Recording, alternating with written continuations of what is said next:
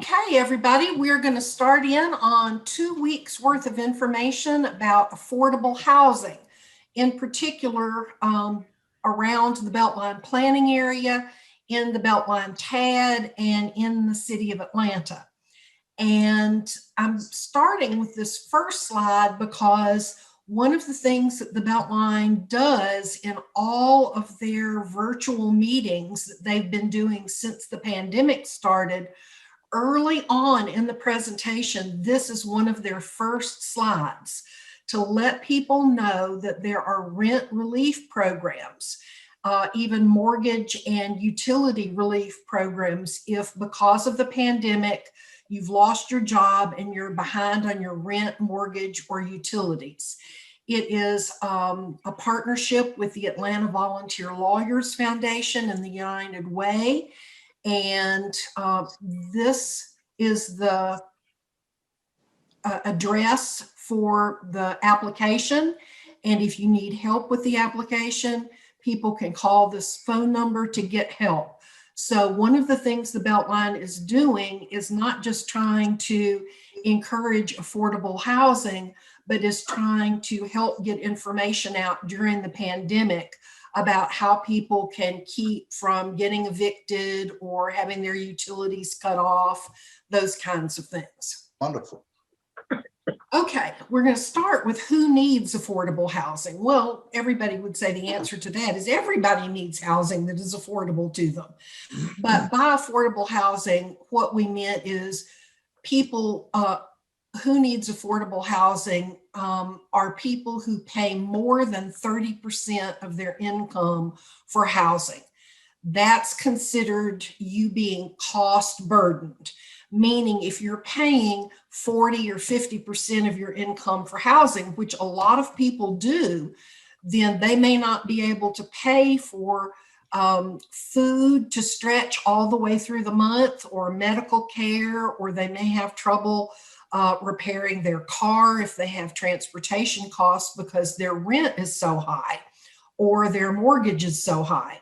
An estimated 12 million renters and homeowner households now pay more than 50% of their annual incomes for housing. And this data is pre-pandemic. It's a few years old. So my guess is that it's more than 12 million now pay more than 50%. And a family with one full-time worker earning the minimum wage cannot afford a local fair market rent for a 2-bedroom apartment anywhere in the United States. It doesn't matter how small the town is you're living in. If you're working at minimum wage, you cannot pay the rent on a 2-bedroom apartment. Minimum wage, as you know, right now is $7.25. Now, what is affordable housing? Well, this has got a lot of words on the slide that I'll let you all read. But the main thing is that affordable housing refers to a continuum of different kinds of housing. Everything from emergency shelters to affordable home ownership, so that you're able to not pay more than 30% of your income on housing. But the main thing we're going to be talking about is non-market rental. That's also known as social or subsidized housing, meaning you're paying less than the normal market rent for that apartment. Now, HUD is the agency in the United States that sets the median household income by region. And so that is recognized in the United States as the agency that deems what your income must be in order to meet affordability guidelines. So HUD is the big agency, the Federal Housing and Urban Development Agency. Now, more about what is affordable housing. For the Beltline, this table and these paragraphs explain it. If you start with the highest for home ownership, The target households generally earn below 120% of AMI. Now, AMI means area median income. And if you remember from math class, median means half of the people make more than that and half of the people make less than that. It's not the average income, it's the median income. And for affordable rentals for Atlanta Beltline Inc., that generally means earning below 80% of the area median income. So at the high, 120%, and for renters, 80%. However, ABI also works closely with state and city agencies and the Atlanta Housing Authority to help make sure there's a mix of affordable housing for residents earning up to 60% of the median income. So the idea is there should be a range of affordability around and below the median income from 120% to 80% to 60% to 50% to 30%. And that gives a whole range of affordability options. Now, here's a table that is set up by HUD, Federal HUD agency. The fiscal year 2020 income limit area, and the area HUD designates is called the Atlanta, Sandy Springs, Roswell, Georgia metro area. Now that sounds very much north Atlanta. I don't know that it is all North Atlanta. That's just the way they've got it named. However, it's a big area, and you know that something in Roswell, the rent is going to be very different than the rent in West Atlanta. So, in a way, the fact that this is by such a big region is not as helpful as it could be if it was more targeted toward the area that you actually live in, a smaller, like maybe a zip code area. But that's not the way they do it. They do it by this big area. Now, they also go by the number of persons in the family. So the more people you've got in your family, the more you can make and still fall under these income limits, which makes sense. Now, on this chart, it shows that the median family income for this area is $82,700. But if you look over here by persons in family, you'll see that the 80%, below 80% for a family of four is $66,150 for last year.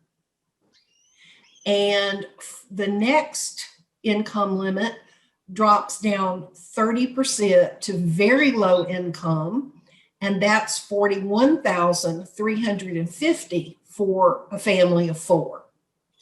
And extremely low income, which generally means you're working minimum wage and you're the only person in your family working, or nobody in your family has got a job.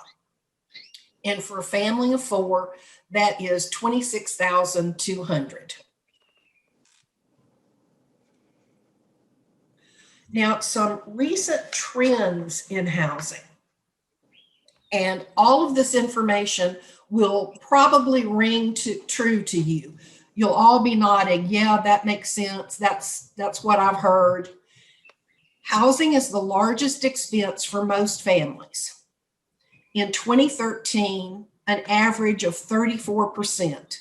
So the average expense for housing is above what anybody should be paying at 30%. Homeownership rates are declining. In 2002, they were 71% of households owned a home. And by 2015, after the Great Recession, it was 63%. Rental demand is increasing and vacancy rates are decreasing. Now, that may have changed slightly during the pandemic. You've heard about so many people young people going back home to live in their parents' house in the basement during the pandemic. So I have not been able to find any good data for, how the pandemic has affected this right now. But hopefully once the pandemic is over, things will stabilize, but we'll probably still have rental demand increasing and vacancy rates decreasing unless something major happens. Residential land values are rising in urban areas. Housing supply is down. Anybody who looks on Zillow.com knows that there's very little posted right now for sale in a lot of areas, especially in town Atlanta. And costs are up. Now, in 2020, the Georgia median household income was $78,500. Now, the previous slide said it was $82,500. Well, that's because this slide is for all of Georgia, and the previous slide was that Atlanta metro area. And we all know that things cost, that people make a little bit more money in Atlanta than they do on the average throughout all of Georgia. Now, one of the things that I found that was really interesting, some extra information for this slide, is that many demographic groups saw this increase in renters, but the growth was particularly drastic for middle-aged households, Black households, and higher income households, which is not what I would have guessed. The authors of the article I was reading attribute that, especially among middle-aged households, to the lack of financial recovery after the Great Recession. People who had to take jobs after the recession where they were making a good deal less than they had made before the recession. The share of Black households renting increased 4 percentage points between 2001 and 2017. And those rates are about double the increase for white households in the same period of time. And higher income households moved from the second smallest income group renting in 2001 to the second largest group renting in 2017. Again, evidently because of the Great Recession. Now, here are a few more trends. And Peggy, I think the way this is going to work today, we've got time to stop after this slide for a couple of questions. We can stop maybe about once every 15 minutes or so. Cool. Questions. So again, on these recent trends, in 2014, after the Great Recession, but before the pandemic, the percentage of cost burden households for renters was 49%. So almost half of renters were cost burdened. Owners, 25%. So a fourth of people who own their own homes are cost burdened. Now, the change in low cost rentals in Atlanta over this 4-year period, which had a lot to do with the Great Recession, gross rent of less than $500 a month is very hard to find, and they lost nearly a little over 2,600 units in those 4 years of those lowest rental places. Gross rent above 500 and below 750 also went down almost 2,700 units, while gross rent of 1,500 a month or more went up by almost 5,000 units. And Fulton County leads the nation in the rate of home renters who were evicted or put on notice of eviction. And when I read about that, I dug a little deeper to find out more about it. And part of the reason for that is that the way things are set up eviction rules in Fulton County is that you can give somebody a notice of eviction if they're like 1 day late on their rent. And instead of sending late notices, a lot of landlords just send an eviction notice right away, because then they've got that history of having had eviction notices.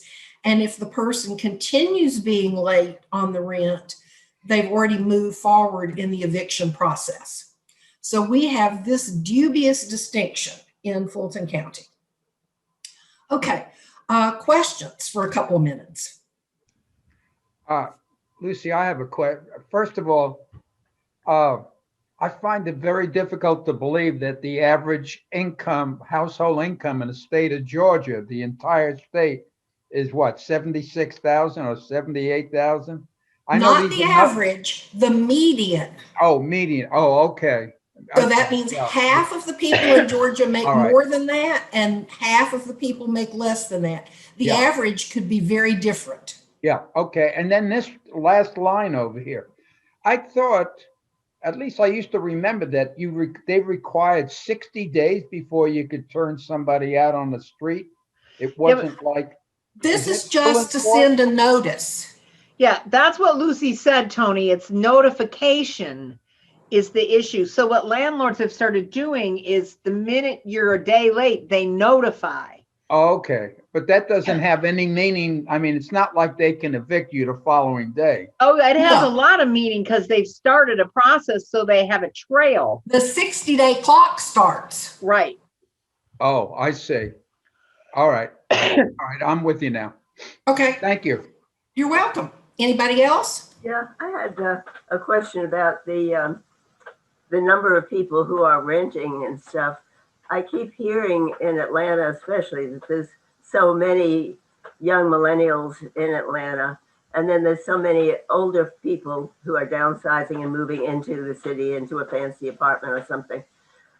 So doesn't that make a difference in the numbers of people who are renting and the cost of rentals? Yes, it does. You're absolutely right about that. Because the millennials seem like around here anyway, the apartments that are going up are all expensive, very expensive apartments, and they're designed for young people who are maybe having roommates and too good salaries of young professionals or something. Yes, that's exactly right. Anybody else? That's true, but that's part of what makes it so difficult to find affordable housing for people who aren't making those two professional salaries. Yeah, a lot of these young people don't want to be tied down to home ownership either. They want to be able to have a job in another city or just move quickly. Right. Yeah, I think nowadays the idea of staying with one company and getting a gold watch at the end of 30 years is long past us. That's true. And staying in one place the way I have for over 40 years is rather unusual also. Yeah.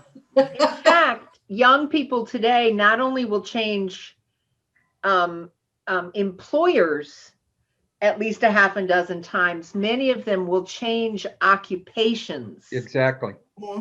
It's just amazing, the difference. It's just amazing. You know, I noticed that trend way back in 1960 when I was hiring people out on the West Coast for jobs with this electronic company. And I would look at these resumes coming in. You know, back then you wore a coat and tie to go on an interview. And I would look at these resumes, and they were primarily in the aircraft industry. And apparently what they were doing, they would go from contract to contract to contract with these aircraft companies, North American, Douglas, Lockheed, Boeing, and, Northrop, but they were all out on the West Coast. And that was back in 1960. You know, when I was thinking at that time, I'm saying to myself, my God, doesn't anybody think of sticking around with a company? You know, that's the way I was brought up, to think you were going to retire from the company that you were hired into. So things have changed a lot. And in sure order have. to finish on time, I probably need to move ahead. Yeah. Okay, let's talk about affordable workforce housing. Affordable workforce housing is what is usually referred to by the Atlanta Beltline in their vision for affordable housing. And what that means is workforce housing is housing that is affordable to people who have jobs, but who would not be able to afford to live near the Beltline on the income they're making. For example, City of Atlanta police officers, City of Atlanta firefighters, Atlanta public school teachers, folks like that, who often work for the City of Atlanta, but have had to live in places like Douglasville and Lilburn and commute in to their jobs in town. So part of the idea of affordable housing around the Beltline is to allow those people who work in the city or work for the city to afford to live in the city also near the Beltline. So workforce affordable housing is a cornerstone of the Beltline vision. And the idea is that this would support a diverse workforce and ensure that the economic, cultural, and health benefits of living near the Beltline accrue to people of all income levels, not just people who make big salaries. So the City of Atlanta intentionally incorporated affordable housing by creating a legislatively mandated goal of creating 5,600 units of affordable workforce housing over the life of the program. And because it's 5,600 units of affordable workforce housing, people often think about that as the making 80% or less of the area median income. And this happens to be a picture of a new mixed income senior housing development in Adair Park over on the southwest side. It's a beautiful complex. This is the only picture I could find of it. There's some really nice landscaping, but this looks like it was taken in the rain, and it really doesn't show much of the beauty of the complex, but it's really nice. Now, the legislative framework, when the City Council set up the tax allocation district as a way to fund this new official City of Atlanta project, they made the assumption that there were going to be probably up to about 7 bond issuances that would be let by the City of Atlanta to pull down money in advance to help build the Beltline. And they set up that 15% of each of the TAD net bond proceeds would be dedicated to an affordable housing trust fund. So if a bond was let for $1 million, 15% of that $1 million, 150,000, if I've got that right, would be set aside to the Affordable Housing Trust Fund. And of course, you don't do a bond for $1 million. You do them for multi-million-dollar amounts.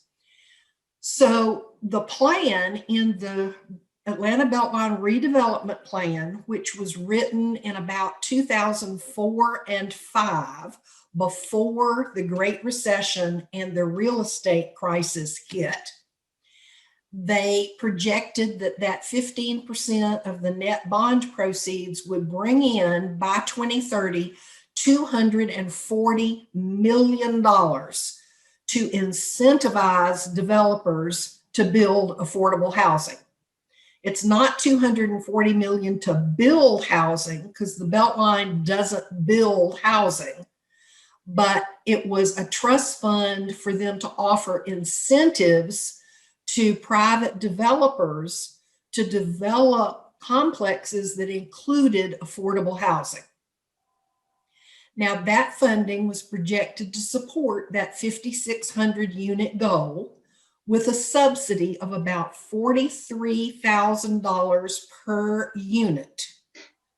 That's a pretty big subsidy, but it wasn't big enough because developers frequently turned it down.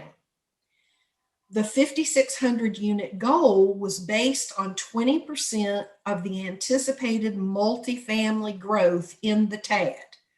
They guessed that in that between 5,000 and 6,000 acres of commercial and industrial property around the Beltline, those orange blobs that we saw around the map, that 2,800 new units of residential multifamily growth would occur where it hadn't been residential before. And they said 20% of that at a minimum has to be affordable. So that's where the 5,600 unit goal came from, not actual need. Nobody did a needs assessment and said we need 5,600 units of affordable housing. This is much more of a guesstimate, not based on need.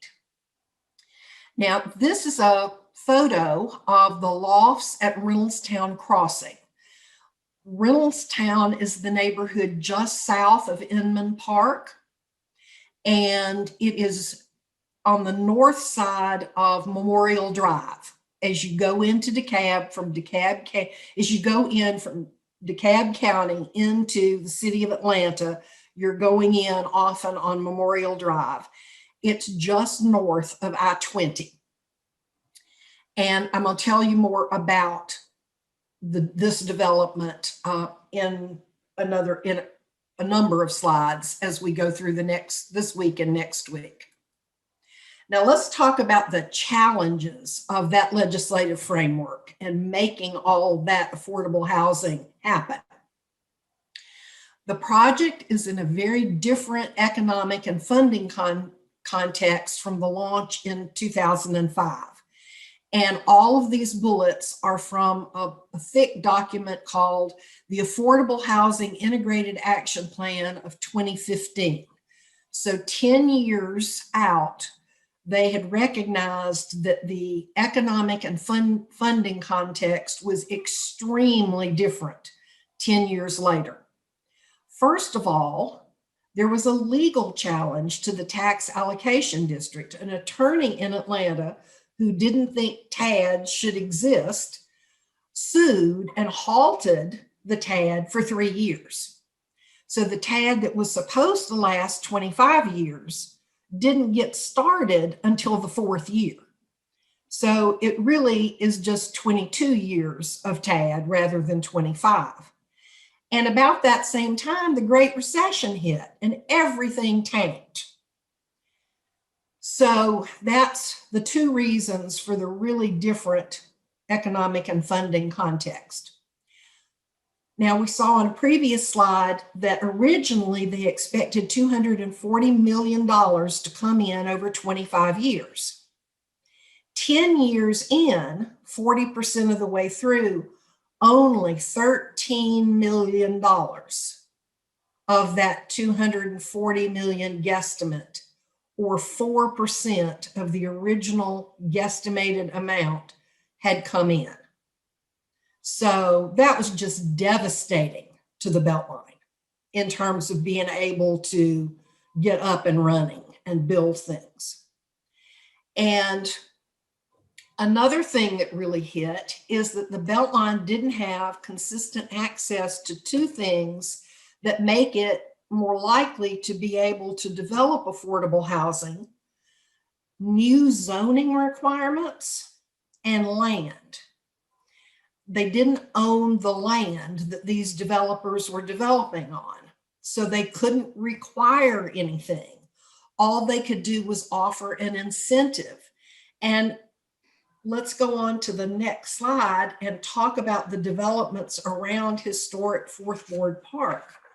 Without owning the land or having any zoning requirement for affordability, 2/3 of the multifamily developments that had been built by 2015 had said no thank you to the incentives, so that there were only affordability in 2 of the 6 major multifamily developments. One of those happens to be Ponce City Market. There are a set aside of affordable apartments in Ponce City Market and one other near historic Fourth Ward Park. And the cost per unit of affordable housing is substantial. For rental development, a rent reduction of $400 below market rate affects the resale value of the unit by $80,000 a unit. Now, what that means, an example is if I own a $10 million apartment building near the Beltline, and the apartments are worth $250 million each. These are apartments, not condos. That means I have 40 units in a $10 million building. If I set aside 15% of those as affordable, that means 6 units I have to rent at $400 less than what I can charge everybody else for that apartment. And the resale value of the 34 remaining units is $8.5 million. The resale value of the 6 affordable units is $1,020,000. So basically what that means is a developer, if I had built that apartment and got it up and running and it was doing really well and I saw an opportunity to sell it and cash out, I would make $500,000 less selling that building than if I hadn't put any affordable units in it. Lucy, So that's part, yes. do they tell you why the resale value goes down by $80,000? I don't have the details on that. Boy, I'm going to look into that because that's an interesting assumption, isn't it? It really is. But if you're reducing the rent $400 a month below market value, Okay. think about if you reduced your mortgage by $400 a month, what your house would be worth if your mortgage was that much and less. this, right. No, you're right. And this is, you're selling an apartment, not a property. So Yeah. I wasn't thinking. Okay, thanks. Yeah, you're selling a whole building of apartments. Okay, let's go on because we're running a little bit behind. Okay, now what has actually happened is that instead of 7 bonds maybe being issued by 2030, so far only 2 bonds have been issued. There was one in 2008, 2009, and another one at the end of 2016. And the reason is that because of the Great Recession and the real estate crash and the way the bond market has been, it hasn't been as reasonable to let bonds as would have happened if we hadn't had the recession and the real estate crash. Now, as of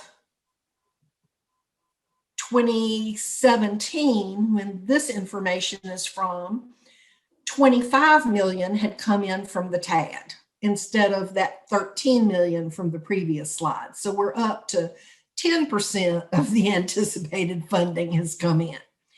And it was used, some for down payment assistance to allow people help to put a down payment on a single family home near the Beltline.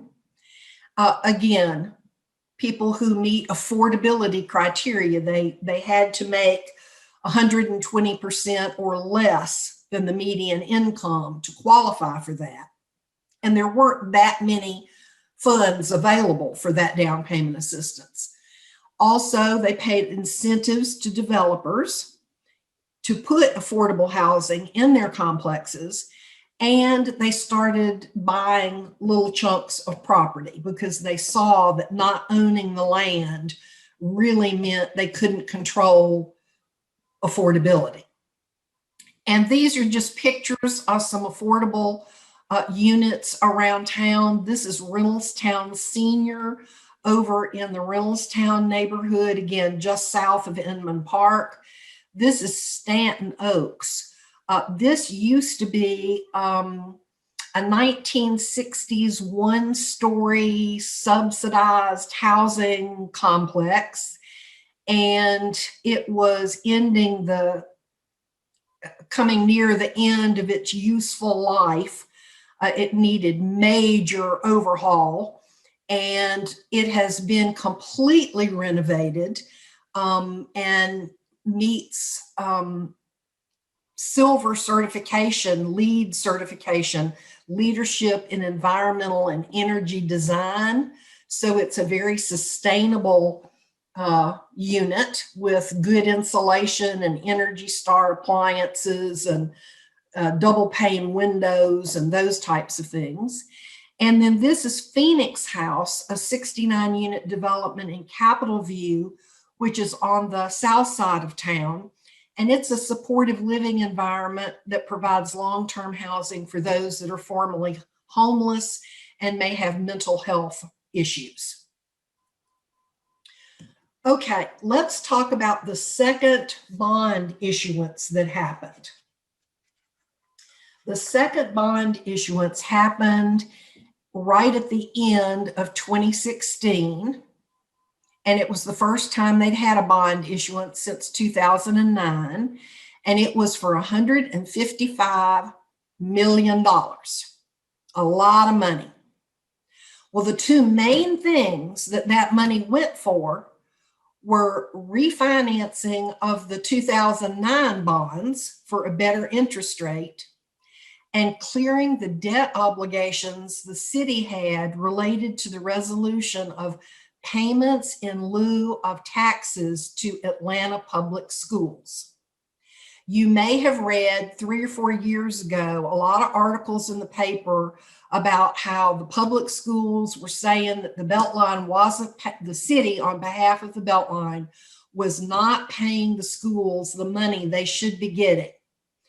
Well, that was because the agreement about how much would be paid annually was made on that original 2005 guesstimate of how much money would come in from the tax allocation district. And nowhere near the amount of money came in that people thought they would. So what happened is by about 2009, 10, 11, 12, in that area, there wasn't enough money coming in from the TAD to pay the debt obligation without shutting down the Beltline and just throwing their hands up and saying, we can't do this because of this debt we owe to the public schools. So the city and the schools were trying to renegotiate the agreement. And it took about 3 years to do that. And when it finally got done, they were able to use this bond money to pay off everything that they owed the Atlanta public schools, which was a lot of money. But the new agreement for the amount that would get paid to the public schools on an annual basis after 2017 was based on what they thought was going to actually be coming in rather than that more than 10-year-old guesstimate. And I go into all that detail because out of that $155 million bond, only $50 million was available to do anything else with. And they used it for affordable housing, creating jobs, and capital construction on the Beltline. About 11 million went to the 15% set aside for affordable housing. And when you added that to what ABI had committed from the TAD money coming in, regardless of the bonds, ABI had about $18 million to support affordable housing in 2017, 18, 19. So they made some progress on affordable housing in the last 3 or 4 years. And let's look how much progress has been made. At one time, we were reporting less than 1,000 affordable units had been developed. But after we were able to have that extra 18 million, this shows the affordable units created or preserved between 2006 and September of last year. And in the TAD, which really isn't shown on this map because it would be those orange blobs all the way around, 2,133 affordable units have been supported. So that's of the 5,600 units. But in addition, 1,042 affordable units have been developed in the planning area outside the TAD, but within a half mile of the Beltline. So together, 3,175 affordable homes are now within the walking distance of the Beltline, but only 2,133 is the number that goes toward that goal, because the goal is just in the TAD. Now, I looked at where those are because I thought I was interested in where they were, and I thought y'all might be too.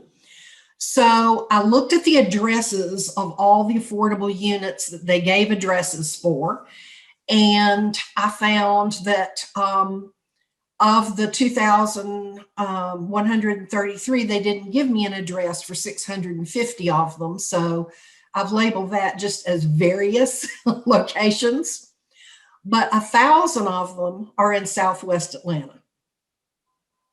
I didn't find any reported as in Northwest Atlanta, 149 in Northeast, and 329 in Southeast Atlanta. Now that's in the TAD. In the planning area, the numbers are similar. A big number that I had no address for. The biggest next number was Southwest, then Northeast, then Northwest with couldn't find anything for Southeast. So here are the totals that get up to that 3,175. This is a picture on Wiley Street of a complex that's right next to the Beltline in Reynoldstown. This is a picture, oh, now I've forgotten. One of these is in Southwest and one of them is in Southeast. And I forget which is which.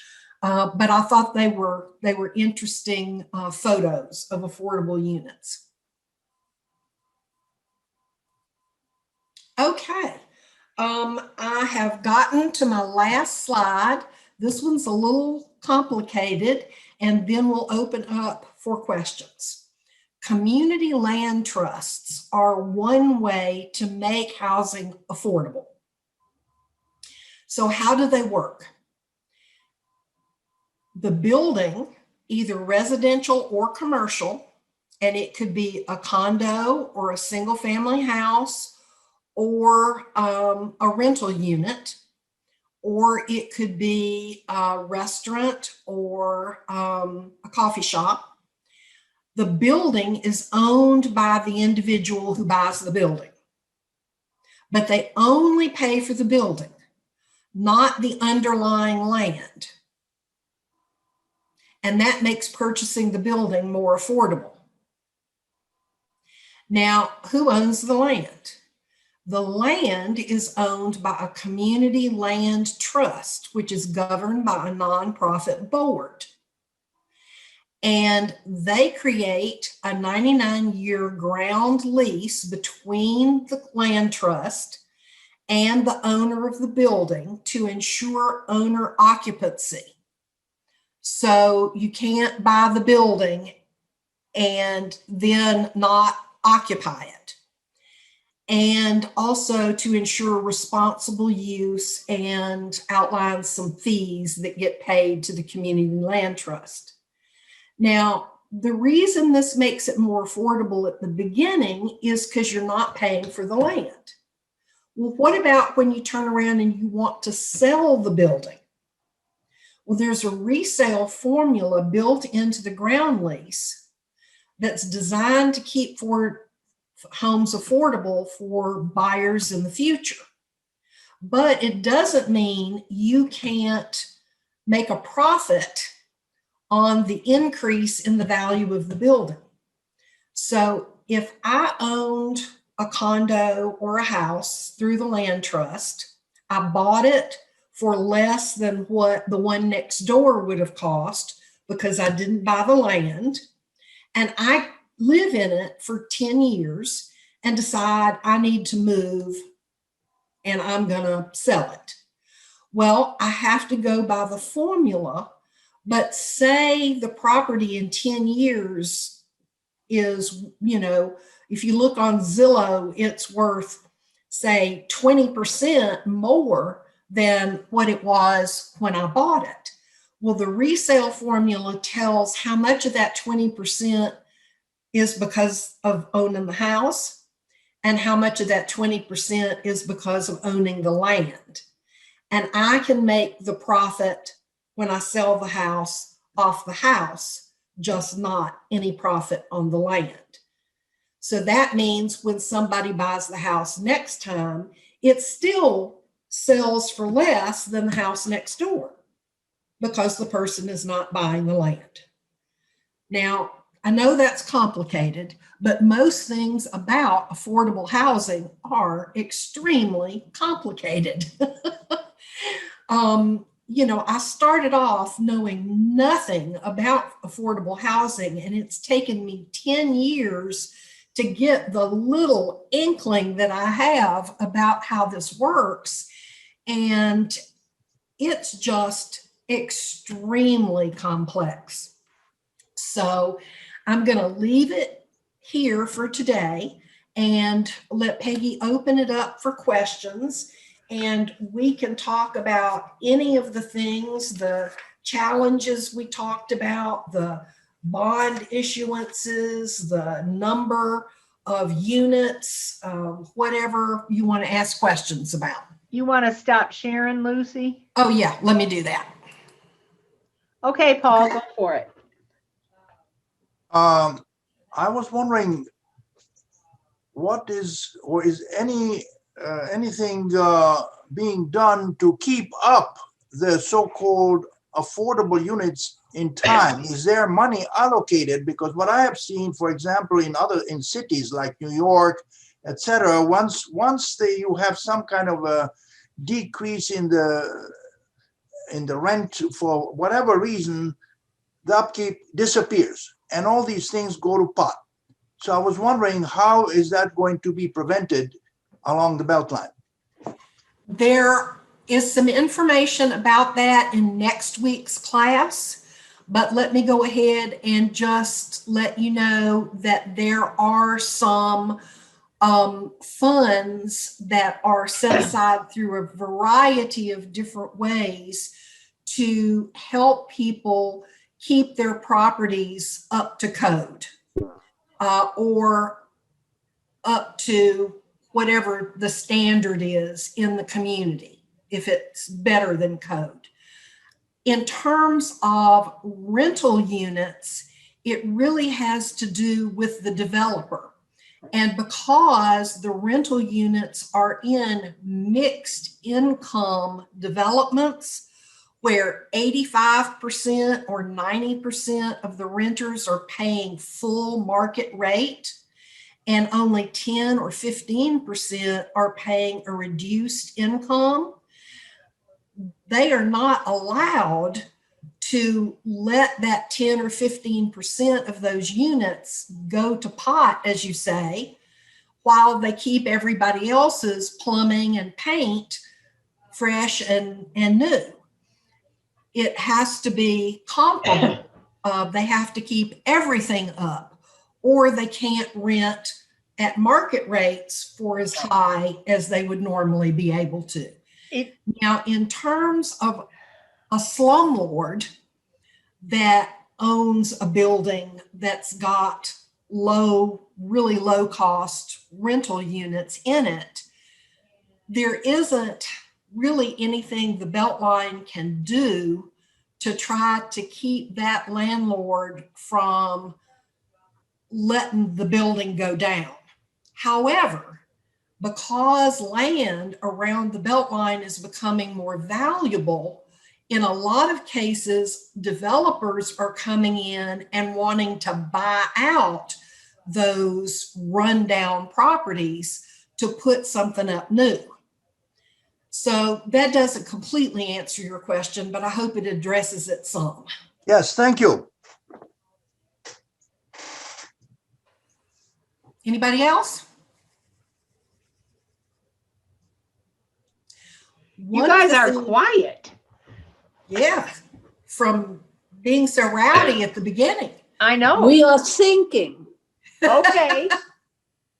We got a lot of information we have to progress. It is. And this is information that is not really easy to digest because it is so complex. Hey, Lucy, is there any, one of the things I worry about is that the developer, the contractor / developer has high incentive to build high quality products. I mean, high quality developments. Mm-hmm. I always worry about the pass off between the developer and the manager, because the developer ain't going to manage an apartment complex, right? They're going to pass it to somebody who's going to manage that property. Right. I'm assuming there's not a whole lot of requirement that gets put in place about what that manager has to. Actually, there is. Good. Because the manager is the one that is required to keep all of the units comparable in terms of upkeep. Okay. The management company is the one that takes the rental applications and has to determine whether or not somebody meets the qualifications Fair enough. for the affordable unit. So when the developer hires the manager, they have to put in those requirements in the contract for the management company, or then the developer will be in default of the contract that was put in when they bought the land. Okay, fair enough. Okay. Does that make sense? Yeah, it makes complete sense. Thank you. Okay.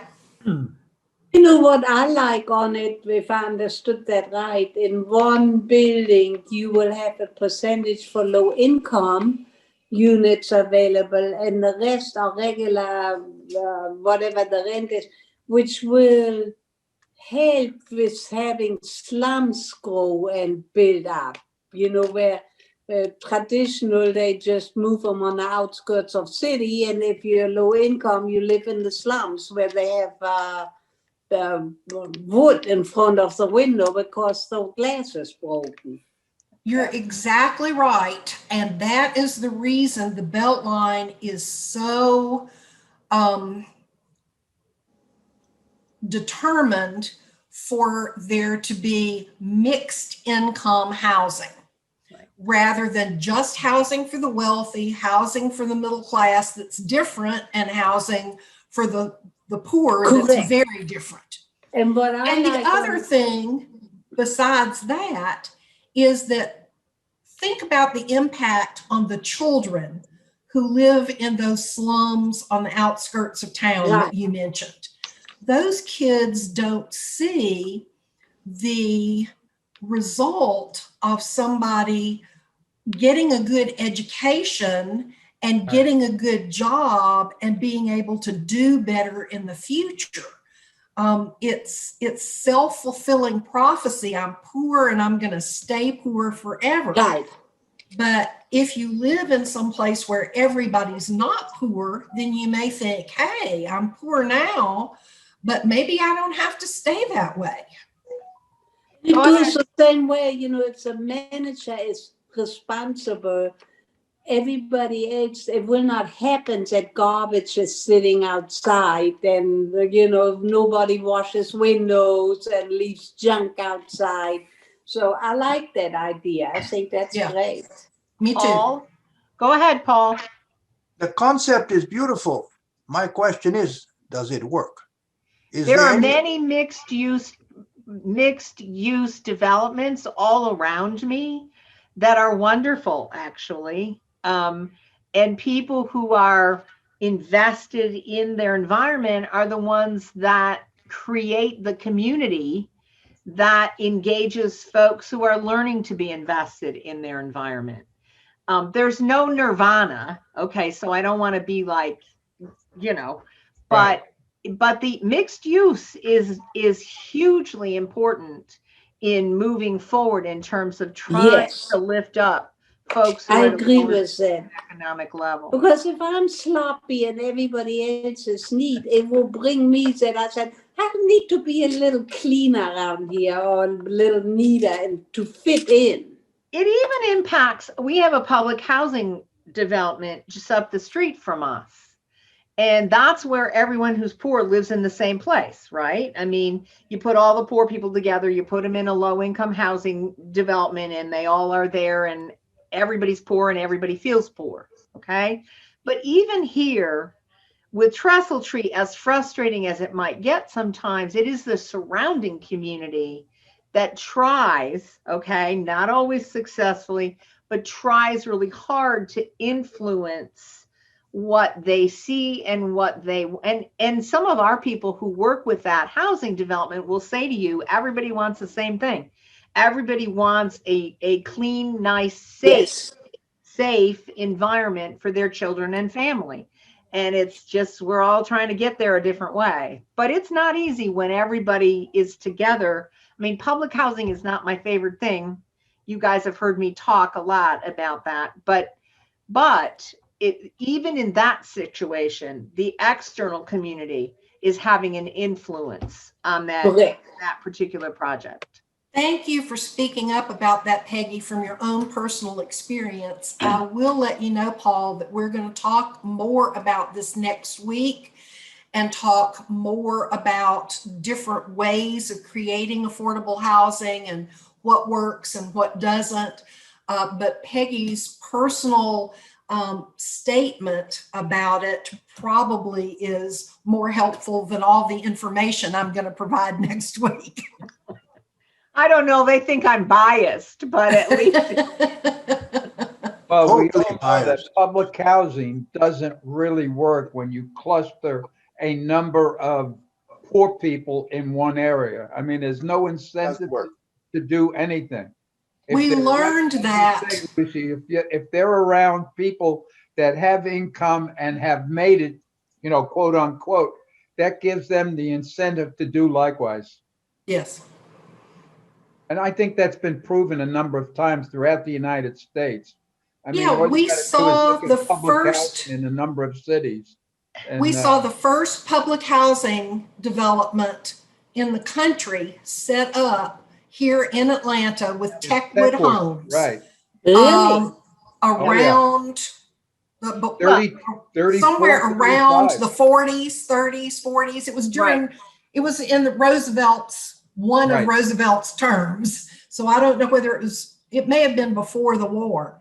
And everything we learned through the 50s, 60s, 70s is that doesn't work well for anybody. It doesn't work well for the people who live there. It doesn't work well for the building. It doesn't work well for the community. You just end up with slums and breeding grounds for crime. The previous Atlanta Housing Authority director is the one who tore down a huge number of those. In fact, that one, a huge number of those. All of the public housing that used to be like that. Techwood Homes, right. Carver Homes, Capitol Homes, right. all of those, the Bankhead complex, they've all been torn down. Right. Yeah. And they're all being rebuilt as some kind of mixed income. Now, if it's the Atlanta Housing Authority, they may not have any market rate apartments, but they'll have a mix. It won't be everybody who has 30% and below of area of median income. It will be some people at 30%, some people at 40, 50, 60, 70, 80. So there is a range of incomes even in housing authority developments. Right. And the housing authority is partnering with Atlanta Beltline. We'll Right. talk about that in 2 locations next week. It's really to cool, de- actually. Yeah. Yeah, to develop mixed income housing. Cool. Great. Thank you, Lucy. Lucy, I appreciate all you do and all the research you do, and thank you very much.